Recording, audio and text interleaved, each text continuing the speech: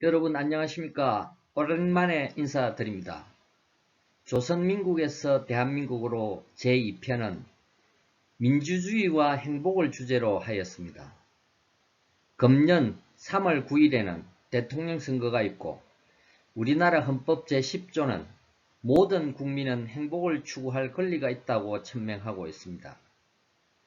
정치, 선거라는 것이 불행의 원천이 아니라 행복의 조건이 되기 위해서는 어떠해야 하는지 말씀드리게 되었습니다. 우리나라는 4년마다 국회의원 선거가, 5년마다 대통령 선거가 있습니다. 선거 때마다 뽑고 바꾸기를 거듭해도 우리 사회의 여러 부문 중 유독 정치만 퇴보하거나 제자리 걸음인 구조적인 이유가 있습니다. 바로 국회, 즉 의회의 구성이 민주주의의 본질을 반영하지 못하는 데에 있습니다. 의회가 하나가 아니라 상원과 하원 등과 같이 두 개의 합의체로 구성되는 것을 양원제라고 합니다. 이와 달리 우리나라는 단원제를 채택하고 있습니다. 국민이 직접 선출한 대표자들로 구성된 단원제 국회이지요. 전 세계 국내 총생산 상위 15위 국가 중 유일하게 우리나라만 양원제를 채택하지 않고 있습니다. 인구 1200만 명 이상의 OECD 15개 국가 중 양원제를 채택하지 않는 나라는 딱 두 나라인데 터키와 한국입니다. 비공산권의 선진국 중 유일하게 한국만 단원제 국회를 운영하고 있는데요. 이러고도 민주주의가 작동될 수 있을까요? 라는 질문이 가능합니다. 미국, 영국, 일본, 프랑스, 독일, 스위스, 네덜란드, 캐나다 등 서방 선진국들은 국민 다수의 의견을 더 신속하게 반영할 수 있는 것이 단원제 국회라는 것을 몰라서 양원제 국회를 채택하고 있을까요? 단원제로서 민주주의가 구현될 수 있다는 것은 우물가에서 숭늉 찾는 것보다 더 심각한 과대망상이라는 점을 차차 말씀드리고자 합니다.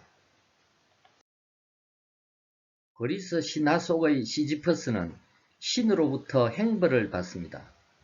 끊임없이 밑으로 굴러 내려오는 바위를 다시 언덕 위에 올려놓아야 하는 운명입니다. 단원제 국회의 구조로는 대통령이 누가 되든 정치 부문의 개선은 기대하기 어렵습니다. 바위는 또다시 굴려 내려올 것이기 때문입니다. 그러니 태극기 든 장인과 촛불 든 사위가 서로 섭섭함을 느낄 필요가 없는 것이지요. 양원제 속에는 민주주의의 본질적 비밀 코드가 언립되어 있습니다.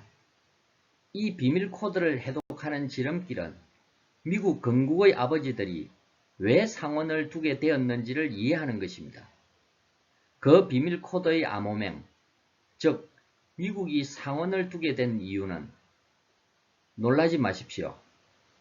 첫째가 주권자이자 유권자인 국민에 대한 불신, 둘째가 권력자와 권력을 추구하는 자에 대한 불신, 바로 이 두 가지입니다. 미국 건국의 아버지들 중 우리에게 익숙한 이름으로 초대 대통령인 조지 워싱턴, 노예 해방의 링컨 대통령 등이 있습니다. 사실 미국의 건국과 미국의 정신에 조지 워싱턴과 링컨 대통령보다 더 큰 영향을 미친 사람이 있습니다. 벤자민 프랭클린입니다. 그래서 오늘날 미국의 최고위권인 $100 지폐의 인물도 벤자민 프랭클린입니다. 미국이 상원을 두어야만 하는 이유는 다음과 같은 벤자민 프랭클린의 신념에서 잘 나타납니다.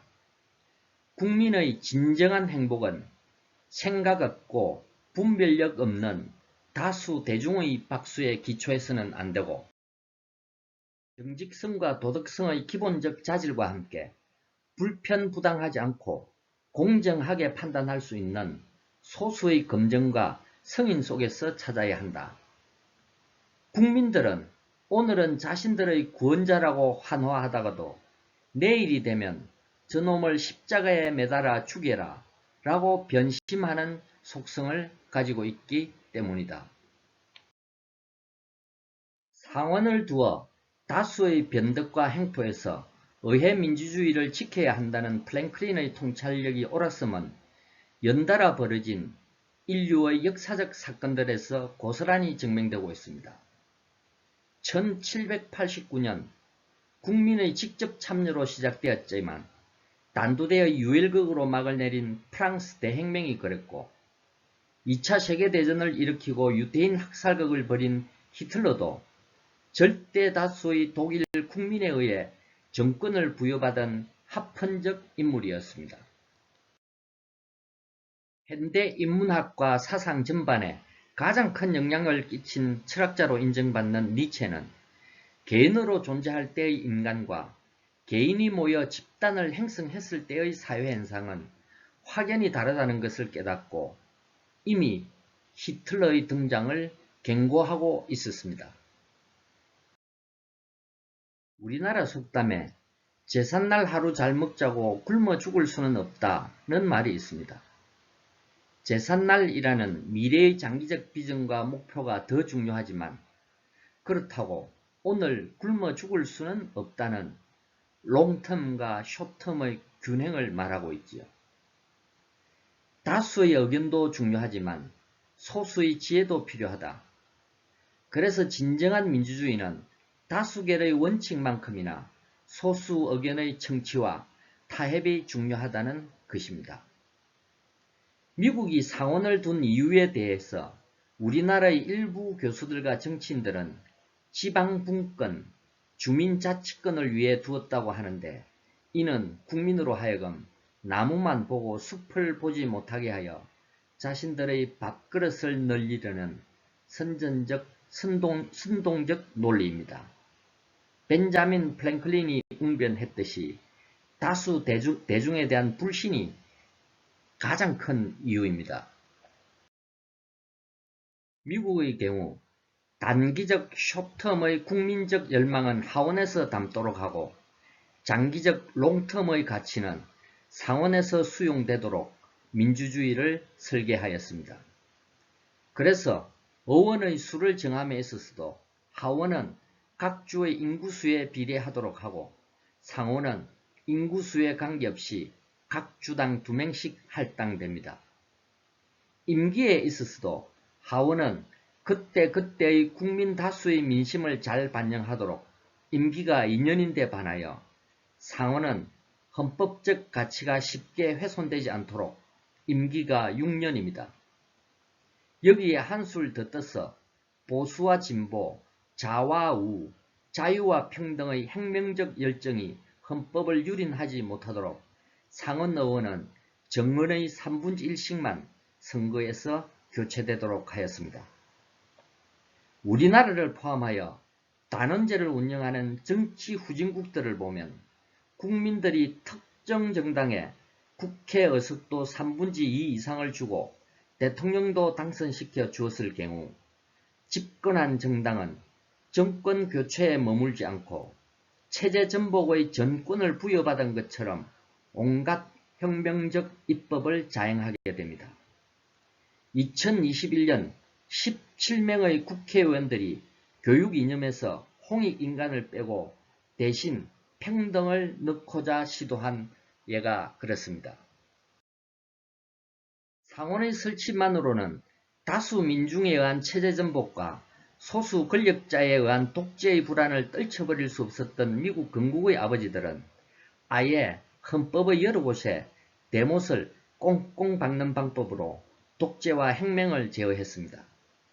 미국 3대 대통령이며 행운을 부른다는 $2 지폐의 주인공인 토머스 제퍼슨의 다음 주장은 이 점을 명백히 하고 있습니다. 권력에 관한 한 인간에 대한 신뢰 따위는 쓰레기통에 버려라. 내 앞에서 2번 다시 입에 올리지 말라. 권력의 해악은 헌법의 사슬로서 꽁꽁 결박하는 방법만이 막을 수 있는 수단이다. 하원을 통과한 법안들은 상원으로 올라갑니다. 만약 상원에서 부결되면 타협을 통하여 합의안을 이끌어낸 다음 이 합의안이 대통령 책상으로 올라가도록 합니다. 이 합의안에 대하여 대통령이 거부권을 행사하게 되면 상하원은 또다시 수정안을 도출해 내어야 합니다. 이런 우여곡절 끝에 대통령이 서명한 법률안일지라도 위헌 요소가 있을 때에는 종신제 법관으로 구성된 대법원에서 위헌 심판을 받게 됩니다. 그러니 미국은 혁명이 일어날 수 없는 나라라고 합니다. 좌와 우, 진보와 보수, 평등과 자유라는 권리와 가치 중에 특정 이념만을 편식한 개인이나 집단이 체제를 전복시킬 수 없게 만들어 놓았다는 것이지요. 만약 특정 이념의 신봉자들로 상원과 하원, 대통령과 대법관이 모두 채워져 체제를 전복시키려 할 경우 언론, 기업, 시장, 연방준비제도 이사회들이 2중, 3중의 보호막 구실을 합니다. 우리나라의 경우 자신이 주심을 맡고 있는 대법관이 관련 이해관계자와 대법원 이발소에서 8번을 만났다고 하지요. 또한 포털의 댓글 조작으로 유죄를 받은 정치인을 보면 언론도 그다지 독립적이지 못하다는 것을 알 수 있습니다. 자본주의와 민주주의의 경험이 일치한 정치 후진국들은 언론, 관료, 시장, 금융 등의 보호막이 튼튼하지 못하여 입법, 사법 및 행정이 특정 정파에 독식당하면 예컨대 민주주의와 시장경제를 막을 보호막들도 자동문처럼 해체됩니다. 그렇기 때문에 양원제 국회는 민주주의가 사망하지 않도록 하는 최소한의 보루인 셈이지요. 의회, 국회라는 곳의 존재 의의는 소수 의견의 존중과 정당 간의 타협에 있습니다. 그런데 국회가 이런 기능을 못하면 다수만이 절대선이다. 그러니 직접 거리에 나가 촛불을 들자, 태극기를 들자 이렇게 되는 것입니다. 광장 민주주의가 독버스처럼 번성하여 의회 민주주의, 대의 민주주의는 빈사 상태에 들어가게 됩니다. 국력이 탈전하고 포퓰리즘이 기승을 부리며 공동체가 해체될 때까지 말입니다. 독일에는 하멜런의 피리 부는 사나이라는 전래 동화가 있습니다. 어떤 사나이가 피리로 마을의 어린이들을 유혹해 어디론가 사라져버렸다는 얘기입니다. 이 전승동화는 1284년 6월 26일 하멜런이라는 도시에서 실제로 발생했던 사건에 근거한 것이라고 합니다. 단순한 동화라기보다는 환상과 현실이 뒤섞여 있는데요. 이를 현대 뇌신경과학적 관점에서 보면 첫째, 가상적 현실과 실제적 현실을 구분하지 못하고 둘째, 실체적 사실이 아니라 의미를 부여하는 대로 받아들이는 우리 뇌, 브레인의 특성과 관련이 있음을 알 수 있습니다. 그래서 호모 사피엔스 인간 집단에서는 끊임없이 사이비 제사장과 사이비 종교인 그리고 사이비 정치인이 등장할 수밖에 없고 그러니 소수의 인간만이라도 항상 깨어 있어야 한다는 교훈을 주고 있습니다. 깨어있는 사람 중에는 미국의 4대 대통령이자 미국 헌법의 아버지라 불리우는 제임스 메디슨이 있습니다. 그는 비록 선거를 통해 입법, 사법, 행정의 모든 권력을 다수의 손에 집중시켰을지라도 그것은 곧 독재와 동의의다 라고 말했던 것입니다. 반면에 우리나라와 같은 정치 후진국에서는 국민의 직접 선거에 의해서 또 다수결의 원칙에 의해서 선출된 권력이라면 그 권력이 무슨 짓을 해도 정당하다는 어처구니 없는 신념을 가지고 있습니다. 이렇게 민주주의에 대한 잘못된 인식이 두고 우리 국민에게 불행을 가져올 것이라고 확신하고 염려한 정치인, 그래서 이를 가장 적극적으로 교정하려 한 정치인이 있습니다. 바로 의원내각제를 관철시키려 한 김종필 총재였습니다. 의원내각제로서 정부 행태를 구성하는 나라들은 불가피하게 양원제의 국회를 운영할 수밖에 없기 때문이지요. 김종필 총재의 소망은 두 번의 배신으로 막을 내립니다. 의원내각제를 실시하겠다는 약속을 전제로 한 번은 김영삼에게, 한 번은 김대중에게 대통령이라는 대권을 쥐게 해주었지만 그 약속은 끝내 지켜지지 않았습니다. 사실 약속이 지켜지지 못한 근본적인 원인은 국민에게 있지요. 김종필 총재가 무슨 말을 하는지 이해하지 못했고 알려고 하지도 않았습니다. 결국 국민이 김종필 총재를 지지해주지 않으니 두 명은 대통령이 된 후에는 김 총재와의 약속을 헌신짝처럼 버린 것이지요. 자, 이쯤에서 우리나라와 관련된 근본적 질문이 하나 있습니다. 절대 다수의 국민에 의하여 선출된 권력조차 손을 대어서는 안 되는 건국 이념과 헌법적 가치가 무엇이냐는 것입니다. 다른 말로 상원까지 두어가면서까지 훼손시켜서는 안 될 민족 정신과 비전이 무엇이냐라는 것이지요. 이 질문이 중요한 이유는 굳이 지켜야 할 헌법적 가치가 없는 후진국이라면 그때 민심을 즉시 반영하는 단원제만으로 국회를 구성하면 되니까 말입니다. 물론 북한의 김일성 유일사상과 주체사상은 제외하고 말입니다. 우리나라 헌법 전문의 시작입니다.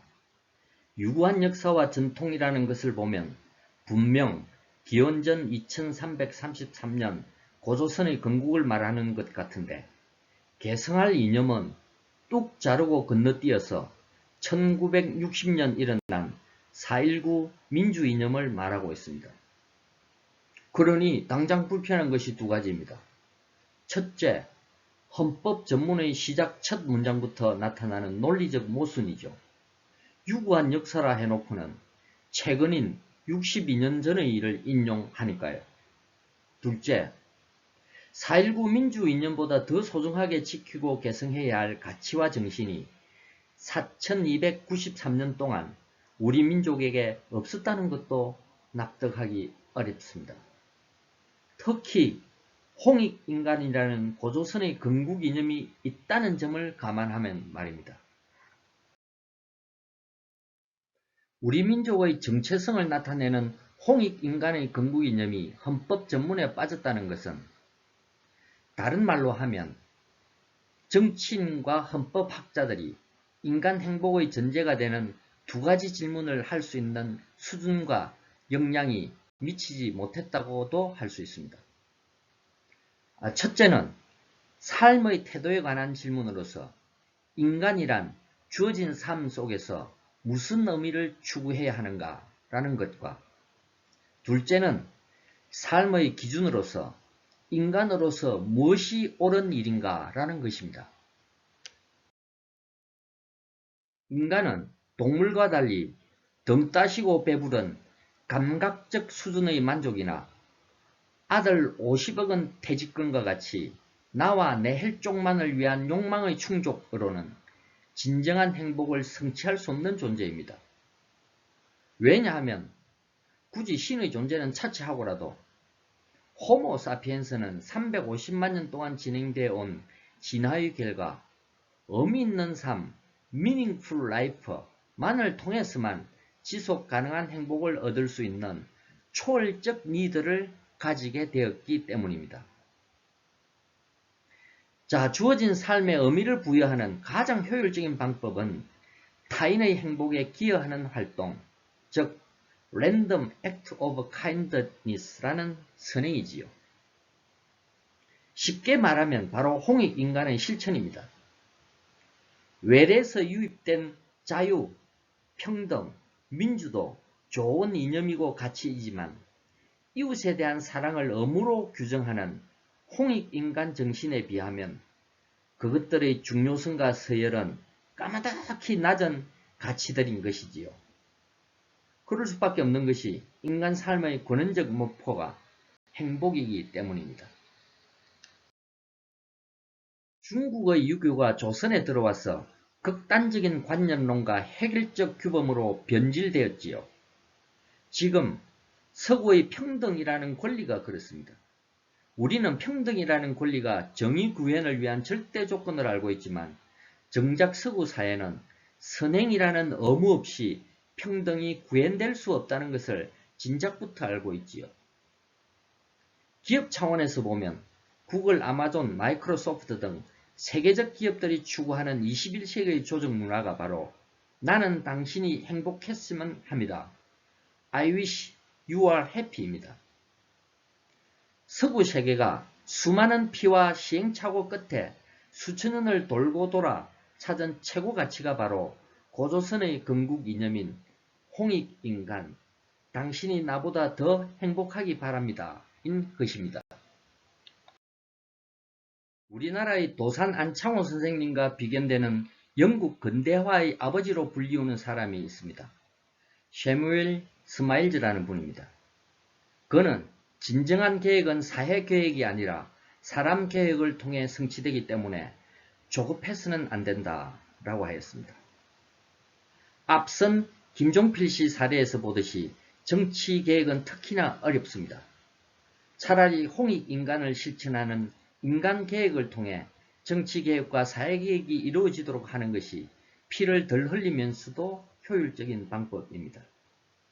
그러니 자신의 정치적 소망에 열광하며 시간을 허비하는 대신에 오늘 밤 택배 알바생을 위해 문 앞에 초콜릿 한 봉지를 걸어놓는 행동이나 뒷사람을 위해 엘리베이터 문을 잠시 잡고 있어주는 행동, 이런 선행의 실천이 바로 사회계획과 정치계획의 지름길인 것입니다.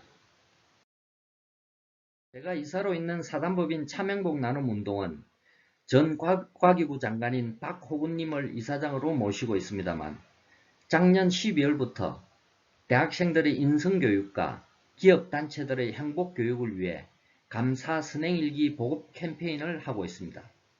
이미 뜻있는 분들이 후원을 해 주셨습니다만 여러분들이 월 1만원이라도 후원해 주시면 1년의 감사 선행일기를 12권 배포할 수 있습니다. 감사합니다. 새해 여러분들의 행복 성취를 응원드립니다.